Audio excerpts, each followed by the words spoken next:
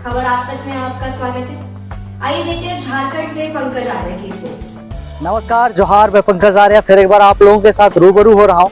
इस वक्त मैं अर्की प्रखंड के सिंदरी में मौजूद हूँ और आज आप जैसा कि जानते हैं कि भारतीय जनता पार्टी के द्वारा युवा सम्मेलन का आयोजन किया गया है। इस युवा सम्मेलन में यहाँ पर शिरकत करने वाले हैं भारतीय जनता पार्टी के झारखंड के प्रदेश अध्यक्ष दीपक प्रकाश मुख्य अतिथि के तौर पे यहाँ पे कुछ ही देर में पहुँचने वाले हैं। पूरा कार्यक्रम यहाँ पे तय है और इस वक्त धीरे धीरे लोग भी इकट्ठा भी हो रहे हैं, काफी भीड़ भी जमा हो चुकी है। आज दीपक प्रकाश यहाँ पे मौजूद होंगे, सभी को संबोधित करेंगे। एक तरह से इसे लोकसभा के चुनाव के आगाज के रूप में देखा जा रहा है। जैसा कि हम सभी जानते हैं कि 2024 में लोकसभा का चुनाव होना है और इस क्षेत्र से यहाँ के स्थानीय जो सांसद है वो अर्जुन मुंडा है, जो कि पूर्व में झारखंड के मुख्यमंत्री भी रह चुके हैं। इस वक्त केंद्रीय जनजातीय मामले के और आदिवासी मामले के मंत्री हैं, कल्याण मंत्री हैं। तो इस तरह से जैसा कि ये देखा जा रहा है कि इस संसदीय क्षेत्र को फिर एक बार जीत हासिल करने के लिए बीजेपी इस वक्त जो है भाजपा कमर कसी हुई है और इसी के तहत ये कार्यक्रम आयोजित किया जा रहा है। मनोली आप आ रहे हैं झारखंड में, मैं अपने सहयोगी संतोष के साथ आपको रिपोर्टिंग दे रहा हूँ सिंदरी से।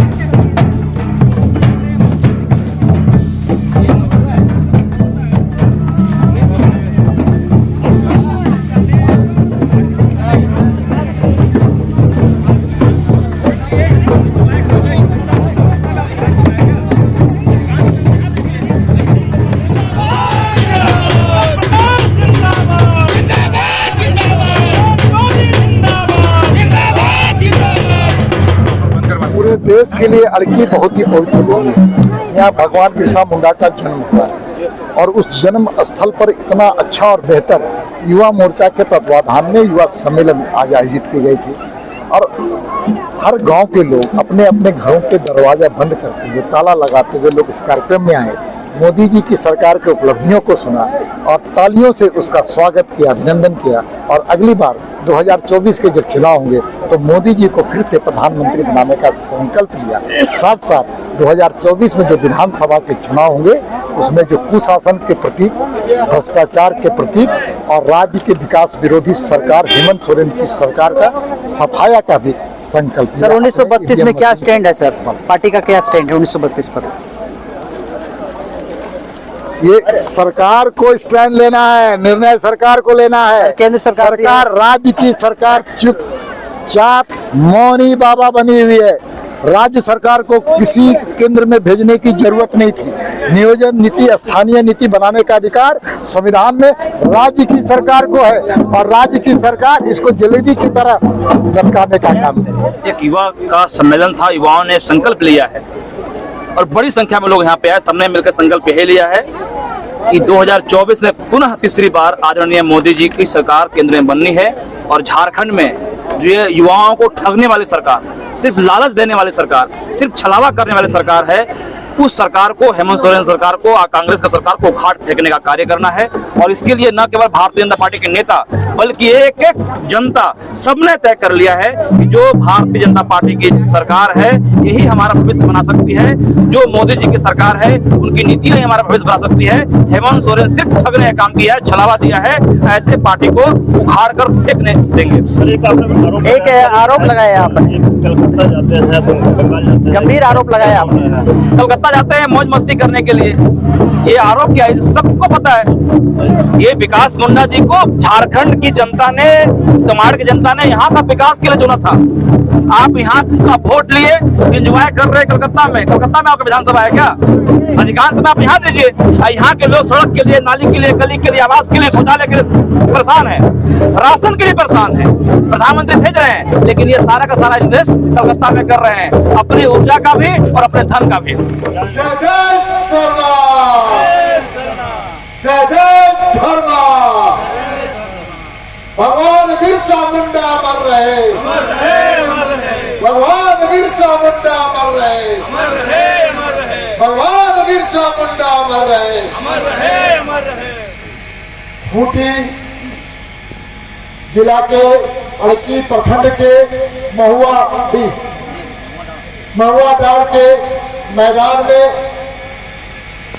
युवा मोर्चा के द्वारा आयोजित युवा सम्मेलन के कार्यक्रम में मंच पर बैठे खूंटी जिला के सम्मानित अध्यक्ष चंद्रशेखर गुप्ता इतनी अच्छी बैठक होते हुए मैंने पहले कभी नहीं देखा। इसीलिए यहाँ आए हुए तमाम लोगों को मैं अभिनंदन करना चाहता हूँ। दोस्तों, हमारे पूर्व वक्ताओं ने सारी बातों को रखने का कहा। यह पवित्र भूमि भगवान बिरसा मुंडा का है, और इसलिए भगवान बिरसा मुंडा जिन रास्तों पर इस देश को ले जाना चाहते थे, अंग्रेजों से मुक्त कराने के लिए अपने जीवन को त्याग किया था, बलिदानी दिया था, और उनका मुख्य लक्ष्य था कि हम अपने संस्कार को, अपनी संस्कृति को नहीं छोड़ेंगे और अंग्रेजों को भगाने का हम काम करेंगे। यही संकल्प तो भारतीय जनता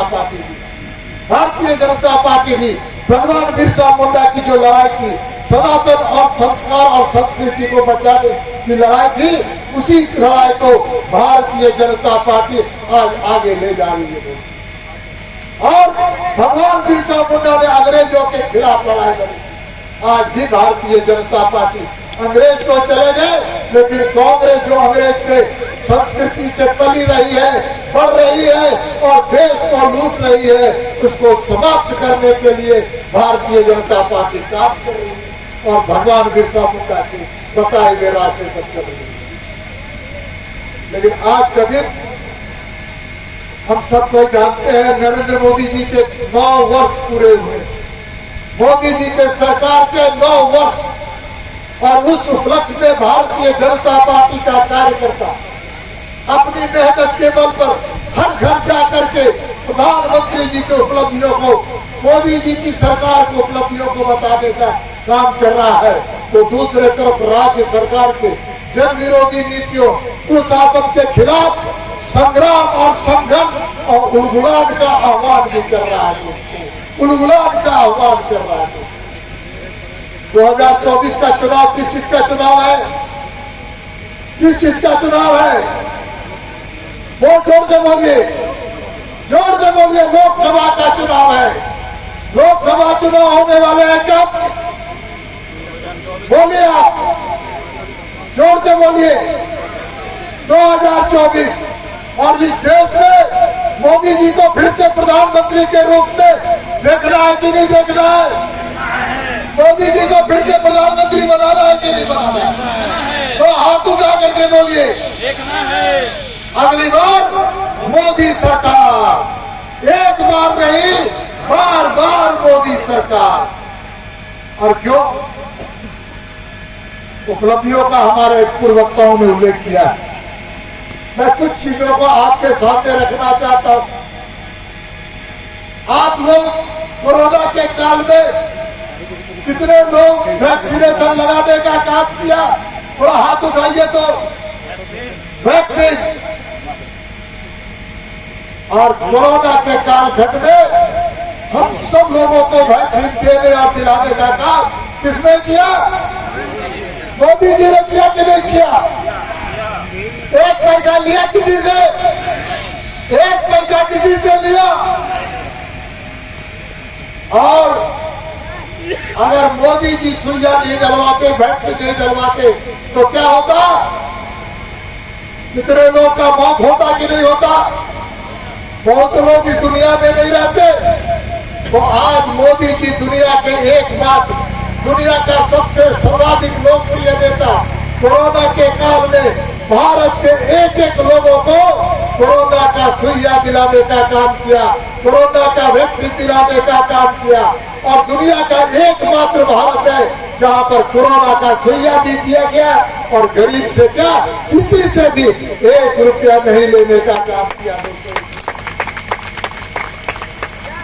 दुनिया में ऐसा कोई देश नहीं है जिसने मुफ्त में सुइया दिलाने का काम किया। अगर सुइया नहीं पड़ता, तो वैक्सीन नहीं पड़ता, तो आज देश की आबादी आधी हो जाती। 210 करोड़ सुइया वैक्सीन दिलाने का काम किसने किया? तो नरेंद्र मोदी जी ने किया। नरेंद्र मोदी जी ने कोरोना के काल में कोई गरीब भूखे नहीं मरे, इसकी चिंता किसने की? तो मोदी जी ने की, मोदी जी ने की। और मोदी जी ने क्या किया? 80 करोड़ लोगों को 5 किलो अनाज देने का काम किया कि नहीं किया? किया कि नहीं किया? 5 किलो अनाज का पैसा देता है कोई नहीं लेता है। आजकल तो यहाँ पर जो सरकार है, हेमंत सोरेन की सरकार, 12 महीने का अनाज मोदी जी भेजते हैं गरीबों के लिए, निर्धनों के लिए और वंचितों के लिए। लेकिन यहाँ की सरकार, हेमंत सोरेन की सरकार, गरीबों के लिए जो मोदी जी अनाज भेजते हैं उसको भी लूटने वाला हेमंत सोरेन की सरकार है। 12 महीने का अनाज के जगह मात्र 10 महीने का अनाज मिलता है। भ्रष्टाचार है कि नहीं इसमें? भ्रष्टाचार है कि नहीं इसमें? तो भ्रष्टाचारी का नाम हेमंत सोरेन की सरकार है।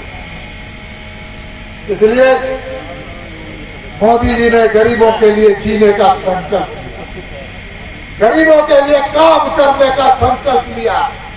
इसलिए शौचालय पूरे भारतवर्ष में जो हमारी माँ है, हमारी बहनें हैं, हमारी बेटियां हैं, जब उनको दिन में शौचालय जाना पड़ता था, किसी कारण से उनको शौचालय जाना पड़ता था, तो कितना संकट होता था बहनों के साथ, हमारी बेटियों के साथ, हमारी माताओं के साथ। प्रधानमंत्री नरेंद्र मोदी ने इस चीज को बहुत नजदीक से समझने का काम किया और शौचालय का निर्माण किया कि नहीं किया?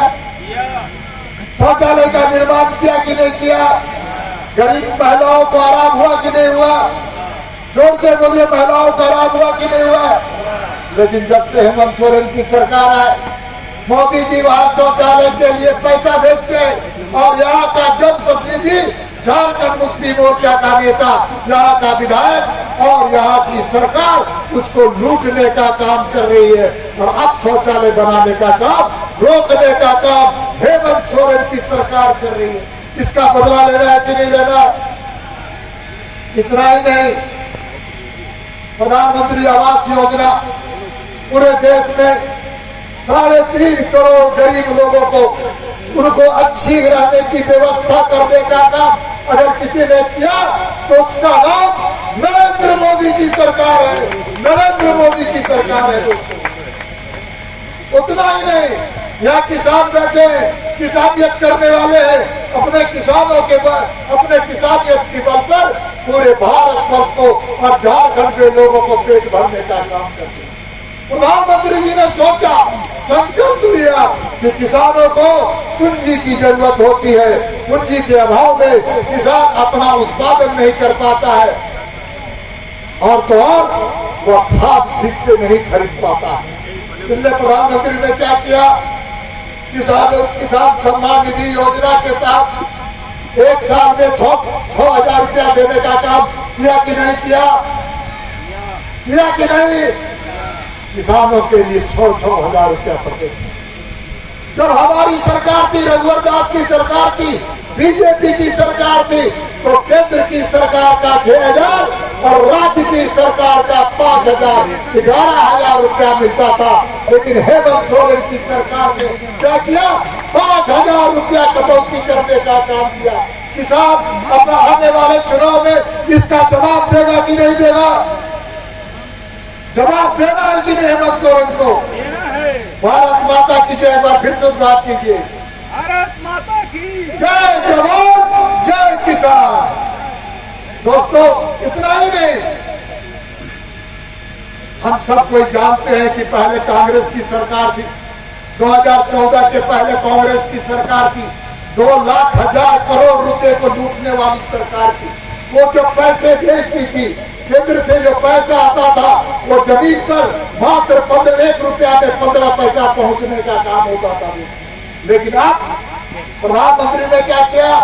जनधन खाता खुलवाया कि नहीं खुलाया? सबका खाता खुला कि नहीं खुला? और खाता में सीधा प्रधानमंत्री पैसा भेज के खाता में आता है कि नहीं आता है? आता है कि नहीं आता है?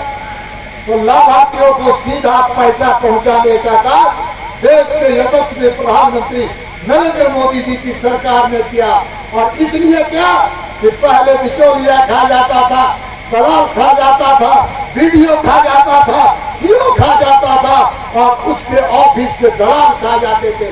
लेकिन नरेंद्र मोदी जी की सरकार ने 25 करोड़ लोगों को इस प्रकार से सीधा पैसा देने का काम किया। ये अच्छी बात है कि बुरी बात है? अच्छी बात है कि नहीं अच्छी बात है दोस्तों?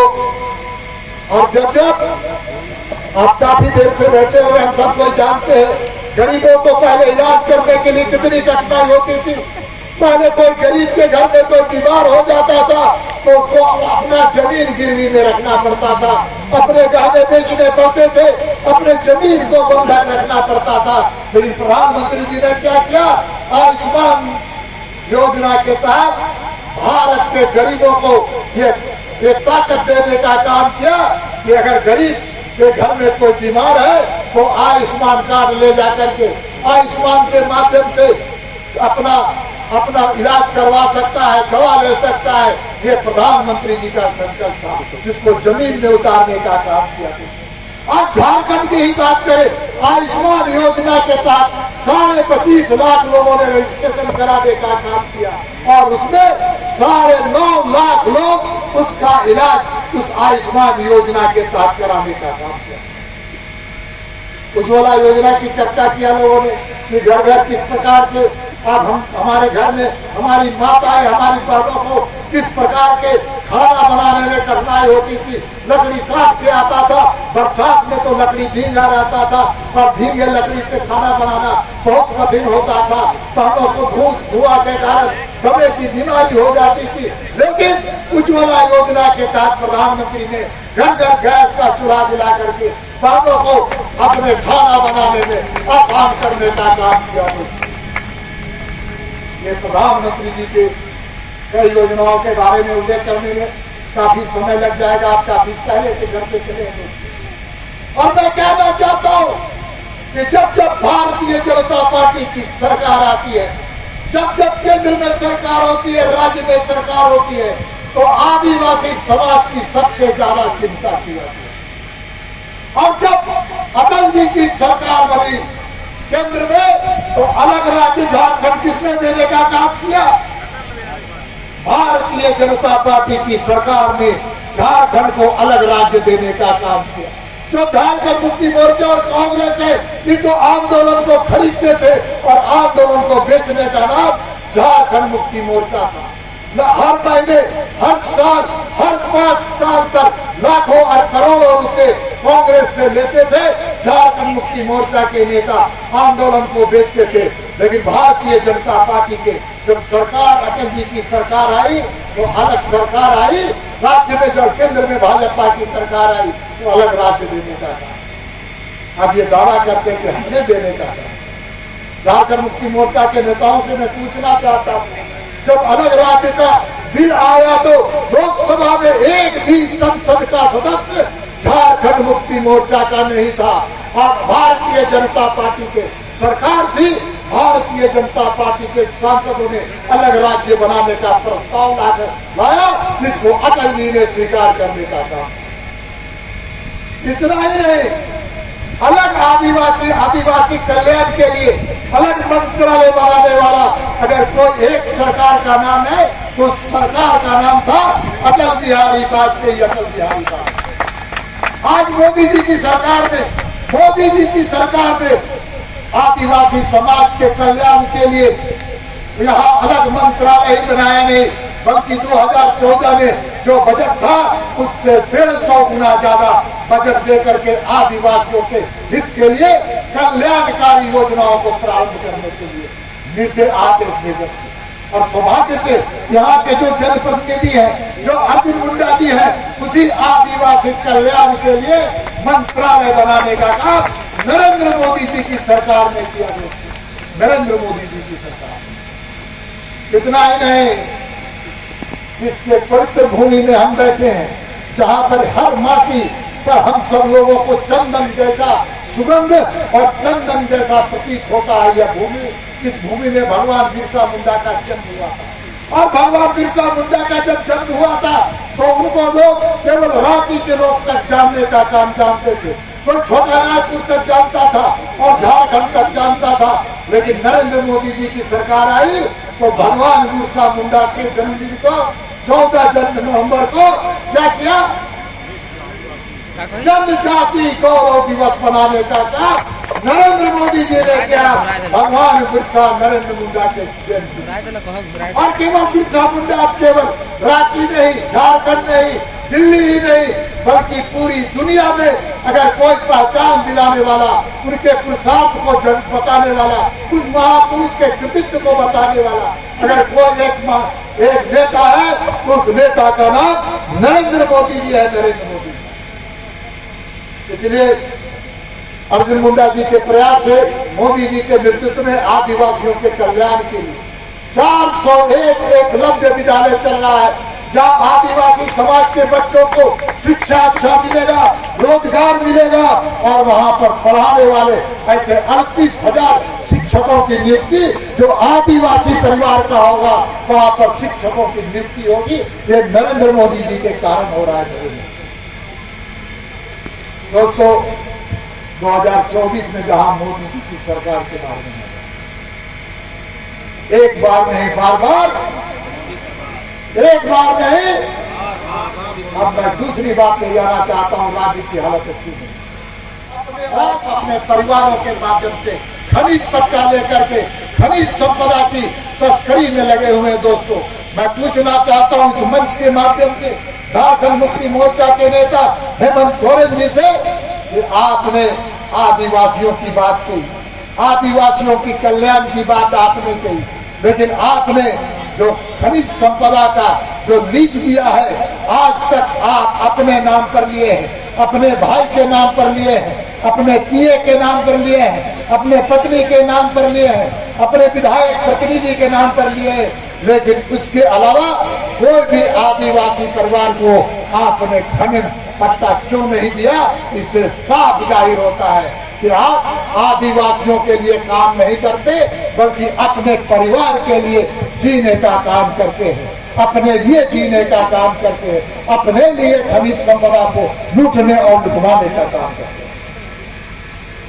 मित्रों, बालू की क्या हालत है? खूंटी में बालू की तस्करी हो रही कि नहीं हो रही है? हो रही है कि नहीं हो रही है? बालू का संकट है कि नहीं है? तो बालू का संकट किसने खड़ा किया? हेमंत सोरेन की सरकार ने किया। उनके बिचौलियों ने मिल करके राज्य के जितने महत्वपूर्ण नदियां थी, उन बालू को तस्करी करते हुए झारखंड नहीं, बिहार, बंगाल ऐसे जगहों पर तस्करी कराने वाला अगर एक सरकार का नाम है, उस सरकार का नाम हेमंत सोरेन है। बालू पर झारखंडियों का अधिकार है, गांव वालों का अधिकार होना चाहिए, खनिज संपदा पर झारखंडियों का अधिकार होना चाहिए। लेकिन हेमंत सोरेन के अगल बगल इर्द गिर्द कोई भी एक आदमी आदिवासी नहीं मिलेगा, एक भी मूलवासी नहीं मिलेगा, एक भी झारखंड का वासी नहीं मिलेगा। उनके इर्द गिर्द बंबई का बिचौलिया, कलकत्ता का बिचौलिया, दूसरे राज्यों का बिचौलिया आकर के हेमंत सोरेन के साथ यहाँ के खनिज संपदा को, यहाँ के सभी चीजों को लूटने का काम है। आपको बताने में मुझे कष्ट हो रहा है, सामने मेरी माताएं बहनें बैठी हैं। पूरे देश में सबसे ज्यादा अगर बलात्कार की घटना कहीं पर हुई, उस प्रदेश का नाम झारखंड प्रदेश है, उस सरकार का नाम है हेमंत सोरेन है। 3.5 साल की सरकार, और 3.5 साल की सरकार में 6296 महिलाओं के साथ बलात्कार की घटना घटी। 6296 महिलाएं जो मेरी बेटी, आपकी बेटी, उनकी बहन थी, उनको बलात्कार की घटना का शिकार कर। और उसमें सबसे ज्यादा, अगर कोई सबसे ज्यादा किसी समाज की बहनों के साथ बलात्कार की घटना हुआ है तो आदिवासी बहनों के साथ घटना हुई है। किस प्रकार से बांग्लादेशी घुसपैठी आते आदिवासी परिवार के आदिवासी बहनों के साथ प्यार मोहब्बत का नाटक रचाते हैं, और उसके बाद उनकी जमीन पर काबिज होकर के हमारी बहनों के साथ, आदिवासी बहनों के साथ बलात्कार करते हैं और अंत में उनको मारने का काम करते हैं। ऐसे बांग्लादेशी घुसपैठियों को, ऐसे बलात्कारियों को इस सरकार को हेमंत सोरेन संरक्षण दे रही है। अपनी माताओं और बहनों को लव जिहाद के माध्यम से हत्या करने वाले सरकार के साथ आपको क्या करना है? क्या करना है? उखाड़ फेंकना है। क्या करना है? अपने बहनों का बलात्कार का बदला लेना है कि नहीं लेना है? लेना है कि नहीं लेना है? और हमारी माँ बहनों की इज्जत के साथ किसी ने खिलवाड़ करने का काम किया तो भारतीय जनता पार्टी का कार्यकर्ता उसकी बुरी निगाह को, बुरी आंखों को निकाल करके फेंकने का काम करेगा, निकाल करके फेंकने का काम करेगा। इसलिए अब हमने तय किया है, भारतीय जनता पार्टी ने तय किया है कि हमारी बहनों के साथ अगर कोई लव जिहाद करेगा, कोई विदेशी घुसपैठी, बांग्लादेशी घुसपैठी प्यार मोहब्बत का नाटक करेगा तो उसके हाथ को तोड़ने के लिए पार्टी के कार्यकर्ता आगे बढ़ करके हाथ को तोड़ने का काम। यह देश हमारी माताओं के कारण है, हमारी बहनों के कारण है, हमारी बेटियों के कारण है। और उसमें अगर किसी ने गलत निगाह देखने का काम किया तो भारतीय जनता पार्टी बर्दाश्त नहीं करेगी। मित्रों, भ्रष्टाचार के बारे में मुझे नहीं बोलना। आज CO office, BDO office, SDO साहब का कार्यालय, डीसी साहब का कार्यालय, कोई भी काम हो, जमीन का अगर अच्छा काम अपने म्यूटेशन कराना है, अपनी जमीन की हक सच्चे आदमी को मिले तो उसमें पैसा लगता है कि नहीं लगता है? ब्लॉक ऑफिस में भ्रष्टाचार है कि नहीं है? सीओ ऑफिस में भ्रष्टाचार है कि नहीं है? सब जगह भ्रष्टाचार है। बीडीओ ऑफिस से लेकर के मुख्यमंत्री का सचिवालय तक भ्रष्टाचार के घेरे में। और भ्रष्टाचार क्यों है? हर सीओ को, हर बीडीओ को, हर डीसी को, हर एसडीओ को, हर थानेदार को मलाईदार जगह पर पोस्टिंग करने में उसको कीमत देनी पड़ती है, कीमत देनी पड़ती है। और एक बार कीमत नहीं देनी पड़ती है। जैसे मोबाइल में हर महीना रिचार्ज किया जाता है, उसी प्रकार से अफसरों के पोस्टिंग में एक बार नहीं, हर महीना, हर सप्ताह नेताओं को, यहाँ के विधायक को, वहाँ के झारखंड सरकार के मंत्रियों को, मुख्यमंत्रियों को रिचार्ज का पैसा देना पड़ेगा। रिचार्ज नहीं दिया तो मोबाइल काम करना बंद करता है। इसी प्रकार से अगर आप अक्सर रिचार्ज का पैसा नहीं देंगे तो क्या होगा?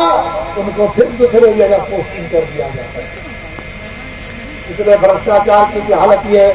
आज हमारे गरीब के पैसे, आदिवासी के पैसे, पिछड़े वर्ग के पैसे और उन पैसे को लूटने वाला अफसर के घर में जब नरेंद्र मोदी जी की सरकार ईडी छापा